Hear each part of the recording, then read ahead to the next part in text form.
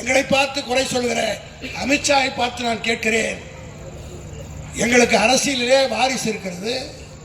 இங்கே தெளிவாக சிஆர் சொன்னார், சூர்யா வெற்றி கொண்டான் சொன்னார், அறிவரசு சொன்னார், எல்லோரும் சொன்னார்கள். நாங்கள் ஒன்றும் மறுக்கவில்லையே.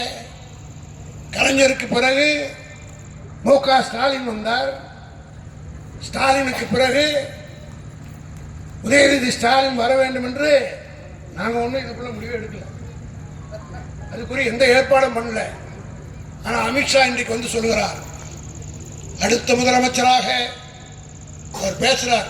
அவர் பேசுகிற போது இந்த வடநாட்டிலிருந்து சோன் பப்படி விற்க வருவான். அந்த சோன் பப்படி விற்கிறவன் எப்படி கோஷம் போட்டு விற்பானோ அதே போல அமித்ஷா ஓ என்றான். ஆனால் மானங்கட்ட பயலுக்கு மொழி தெரியல, மொத்த பேரும் ஹிந்தி படம் பார்த்த மாதிரி கை தட்டி இருக்கிறாங்க. ஒருத்தனுக்காக எனக்கு தெரியும் ஹிந்தி. என்ன காரணம் என்னன்னா, நான் 1964 எஸ்எல்சி பாஸ் பண்ணேன். அப்போல்லாம் ஹிந்தி கம்பல்சரியாக நாங்கள் படிக்கணும். இன்னைக்கு இருக்கிற தலைமுறைக்கு தெரியாது. நாங்கள்லாம் ஹிந்தி கட்டாயம் படிச்சாகணும். அந்த கட்டாய ஹிந்தி இருந்த காரணத்தினால நான் எஸ்எல்சி எழுதும் போது ஹிந்தி படித்தா அது ஓரளவுக்கு டெல்லியில் இருந்த காரணத்தினால் இந்தியை ஓரளவுக்கு நாங்கள் தெரிந்து வைத்திருக்கிறோம். இந்தியை நாங்கள் எந்த காலத்தில் எதிர்க்கல, ஆனால் இந்தி திணிப்பை தான் எதிர்க்கிறோம். இன்றைக்கு நான் அமித்ஷாவை பார்த்து கேட்க விரும்புகிறேன், அரசியலே ஒரு சாதாரண இளைஞரணி செயலாளராக இருந்த உதயநிதியை நீங்கள் விமர்சனம் செய்தீர்கள், தாக்கி பேசினீர்கள்.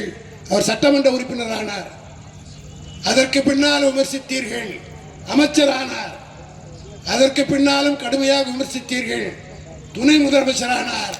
அமித்ஷா அவர்களே, நீங்கள் இன்னும் கடுமையாக பேசினால் உங்கள் விருப்பப்படி அவர் முதலமைச்சராக அவர் முதலமைச்சராக வருகிற போது தளபதி என்ன செய்வார் என்று கேட்டால் இந்தியாவின் பிரதமர். அமித்ஷா பேசியதில் ஒரு வார்த்தை கூட அதிமுக ஆட்சின்னு சொல்லல, எடப்பாடி முதலமைச்சர் சொல்ல, ஒரே ஒரு வார்த்தை கூட, ஒரே ஒரு இடத்திலே கூட எடப்பாடி தான் தமிழ்நாட்டின் முதலமைச்சராக வர வேண்டும் என்று சொல்லவில்லை. அடுத்து மோடி தலைமையில் இங்கே ஒரு ஆட்சி அமைய வேண்டும் என்று தான் அமித்ஷா சொன்னாரே ஒழிய எடப்பாடி தலைமையில் என்று சொல்லவில்லை. இன்னொன்றும் சொல்கிறார், கூட்டணி ஆட்சி தான் தமிழ்நாட்டிலே என்று திட்டவட்டமாக பேசிவிட்டு போகிறார்.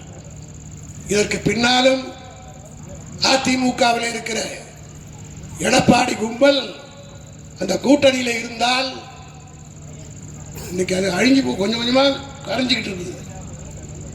பிளே ஸ்டோர் மற்றும் ஆப் ஸ்டோரில் இருந்து பாலிமர் செயலியை QR கோடு மூலம் பதிவிறக்கம் செய்யுங்கள். செய்திகளை உடனுக்குடன் பெறுங்கள்.